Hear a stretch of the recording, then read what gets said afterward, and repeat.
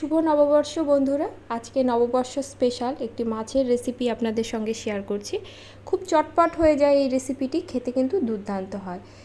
এই মাছের রেসিপিটি ঘরে থাকা উপকরণ দিয়েই বানিয়ে নিতে পারবেন। অতিথি আপ্যায়নের মেনুতেও কিন্তু এই রেসিপিটি রাখতে পারেন। তাহলে চলুন শুরু করা যাক। ভিডিওটি শুরু করার আগে একটি অনুরোধ, ভিডিওটি ভালো লাগলে লাইক কমেন্ট করবেন এবং সাবস্ক্রাইব করে পাশে থাকবেন। মাছের এই রেসিপিটি করার জন্য আমি এখানে 4 পিস গাদা মাছ নিয়েছি। আপনারা চাইলে পেটিও নিতে পারেন। প্রথমে ভালো করে ধুয়ে নুন হলুদ মাখিয়ে 10 মিনিটের মতো রেখে দেব। এবার কড়াতে দিয়ে দেব তেল। তেলের পরিমাণটা একটু বেশি দেব। এই মাছ ভাজার তেলেই কিন্তু আমি রান্নাটা করব, সেজন্য তেলের পরিমাণটা আমি একটু বেশি দিয়েছি। এবার তেলটা গরম হলে মাছগুলো দিয়ে দেব। দু পিঠই বেশ লাল লাল করেই কিন্তু ভেজে নিতে হবে। মাছটা একটু ভালো করেই ভেজে নিতে হয়। আমার দু পিঠই বেশ লাল হয়ে গেছে। এবার আমি মাছগুলো তুলে নেব। এই মাছের তেলেই আমি ফোড়নে দেব কালো জিরে, আর এখানে আমি দুটো মাঝারি মাপের পেঁয়াজ যেটা ঝুরি করে কেটে নিয়েছিলাম সেটা দিয়ে দেব। পেঁয়াজটা দিয়ে মিনিট 3 মতো ভেজে নেব। খুব একদম কড়া করে ভাজার দরকার নেই, শুধুমাত্র মজে এলে অর্থাৎ রঙটা হালকা ব্রাউন কালার এলে আমি এর মধ্যে বেশ কিছু মশলা যোগ করব। প্রথমে দিয়ে দেব আদা, জিরে এবং টমেটো পেস্ট। মশলাটা আমি একটু ভালো করে কষিয়ে নেব। আমি একটু জল বেশি করেই দিলাম যাতে মশলাটা কষানো ভালো হয় এবং মশলাটা পুড়ে না যায়। এছাড়াও আরও কিছু মশলা দিয়ে দেব ঝাল লঙ্কার গুঁড়ো, কাশ্মীরি লঙ্কার গুঁড়োটা আমি কালারের জন্য দিয়েছি, দিয়ে দেব হলুদ, আর দেব স্বাদ অনুসারে নুন। এছাড়াও দিয়ে দেব 1 চামচের মতো ধনে গুঁড়ো। আর কিন্তু কোনো মশলা আমি এখানে আর দিচ্ছি না।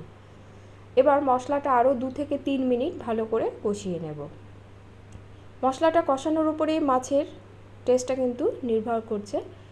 মশলাটা ভালো করে কষানো হয়ে গেছে, তেল ছাড়তে শুরু করেছে। এবার আমি এতে 7 থেকে 8টা কাজু পেস্ট করে নিয়েছিলাম সেটা দিয়ে দেবো। আমি একটু জল বেশি দিয়েই দেবো, কারণ কাজু কিন্তু দেখবেন চট করে লেগে ধরে। কাজুটা দিয়ে মোটামুটি 3 থেকে 4 মিনিট হয়েছে। দেখুন কাজুর গ্রেভিটা কিন্তু বেশ ঘন হয়ে এসেছে, কালারটা কতটা সুন্দর হয়ে এসেছে। মশলাটা কিন্তু আমার প্রায় কষানো হয়ে গেছে, তেল ছাড়তে শুরু করেছে। এবার আমি এতে জল যোগ করব। খুব একটা জল দেবার প্রয়োজন নেই, ঝোলটা বেশ মাখো মাখোই ভালো লাগে। যে পরিমাণ জলে মাছটাও সেদ্ধ হবে এবং একটু মাখা মাখা ঝোল থাকবে সেই পরিমাণ জলটাই দেবেন। এখানে আমি 1 গ্লাসের মতো জল দিয়েছি। ঝোলটা আমি ফুটতে দেব। ঝোলটা আমার ফুটে উঠেছে। এবার ভেজে রাখা মাছগুলো আমি দিয়ে দেব। মাছগুলো দিয়ে আমি আরও একবার একটু উল্টে দেব। এতে গ্রেভিটা কিন্তু ভালোভাবে মাছের মধ্যে ঢুকে যাবে।